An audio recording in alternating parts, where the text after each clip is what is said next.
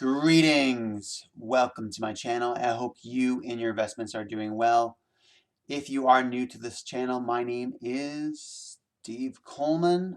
I am a dividend stock investor. I am putting $150 into my tax-free savings account using the Wealthsimple Trade platform with the goal of achieving $10,000 at the end of this year.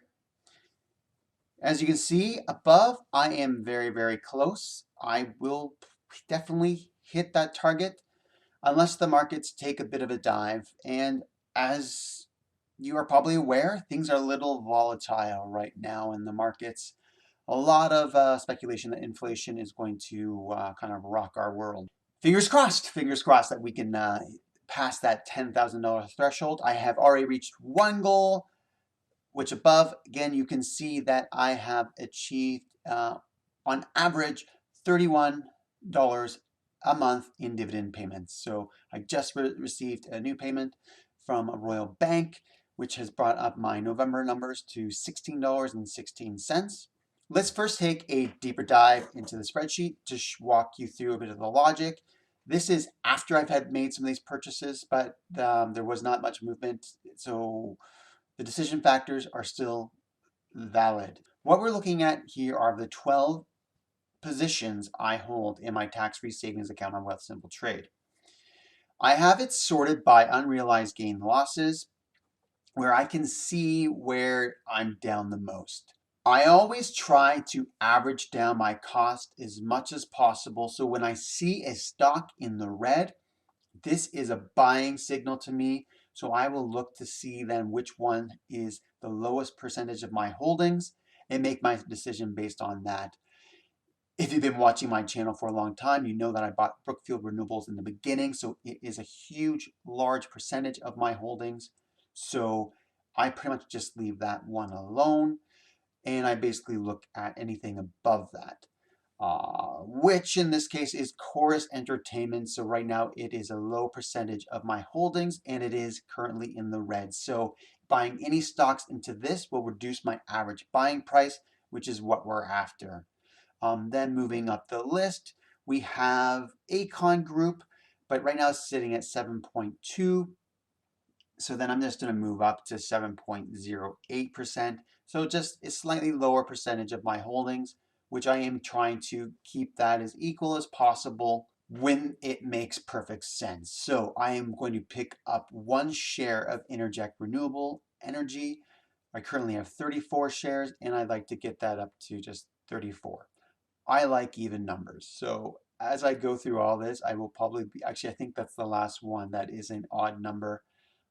I like even numbers. And then the final, I will have some money left over and I will put that into Diversified Royalty Corp, because right now it is one of my lower positions of 5.38%. And I am currently up on that, so 4.26. So as much as I'm averaging down, which again, that's part of the averaging down strategy, or dollar cost averaging, I guess is the proper term, dollar cost averaging. Sometimes you're buying it high, sometimes you're buying it low. So the idea is that just it kind of balances out. And as long as you are being consistent, consistency is the name of the game. As long as you're being consistent, you are fine with that dollar cost averaging strategy, which I highly recommend. Heck, the top guys recommend.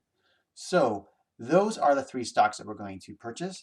So we can then just pop over into the mobile device and I'll show you.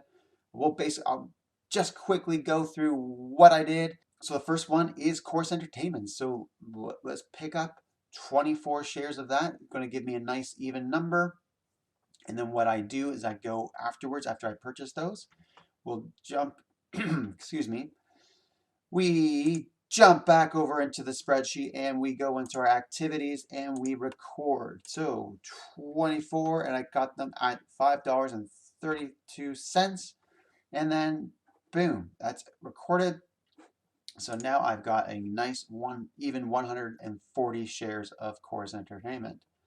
So let's go and do the next one, which is Interject Renewables. So I'm going to be picking up one share of this company. Renewables is a sector I plan on investing a lot more of in the new year. It's something I deeply believe in. It's actually one of the reasons I started investing in the first place when I started to do some research to see if our federal or provincial government had any kind of green bonds available. But nothing existed, so then I kind of had to take things into my own hands. And therefore, here, Interject is one of the companies that I decide to put money into. So again, more of that in the new year.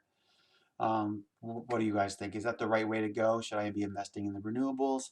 Finally, so then let's buy the Interject. So Interject is then purchased. So then what we just do is we pop over into the spreadsheet and we record that activities.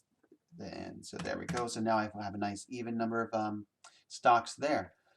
And then we just go back to here, and here I'll show you the stocks I purchased with the Diversified Royalty Corp. So I had some money left over.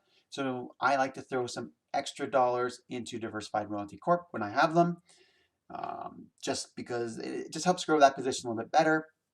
I did a video, which I can show kind of a screenshot above, where I kind of questioned, should I be investing more into Diversified Royalty Corp? And it turns out their third quarter results were pretty good. So the company is kind of on track. Their things are looking okay. They have a very, very high payout ratio, which was kind of the warning sign for me. But other things that I'm seeing about the company show me that, okay, here is still a good company to park some money. I just will probably do what I've been doing the strategy, just throwing some extra dollars after doing some bigger trades into that company. So it will probably always be one of the lower positions that I own. So boom, do that trade. And then again, we pop over into the spreadsheet and we record how many shares we bought, which are 4. Here you can see I've kind of already populated, expecting a dividend of $3.15 from Diversified Royalty Corp at the end of this month, which would be $3.15, which really doesn't bring me up over my grand total, or my highest month, which was October, of $30.99. So again, that $31.06, it's going up nicely. $31.68 is a average. So some months will be there, some months will be higher, some months will be lower. There we go. This is a quick and easy. Hopefully this was easy. Once I edit this down, it'll be easy. Portfolio kind of update, just doing some quick live buys, kind of showing the kind of the thought process. Always, I do a dollar cost averaging strategy throughout my investing, always trying to lower that average stock price. Sometimes you can't, so sometimes you do have to buy those stocks when they're a little high, but as long as you're consistent, buy them when they're high and low, it all works out. You will end up ahead. And again, just the consistency. For myself, $150 every week is what we're putting in. I feel sometimes, some days, some weeks, I wish it was more, but that is what we are comfortably able to do right now while trying to pay down our mortgage, pay for some renovations, and then just try and enjoy, a healthy COVID lifestyle. As always, guys, thank you so much for watching. Keep it in the green. I hope you are well, your investments, I hope they're even better. So we'll see you in the next video. Take care.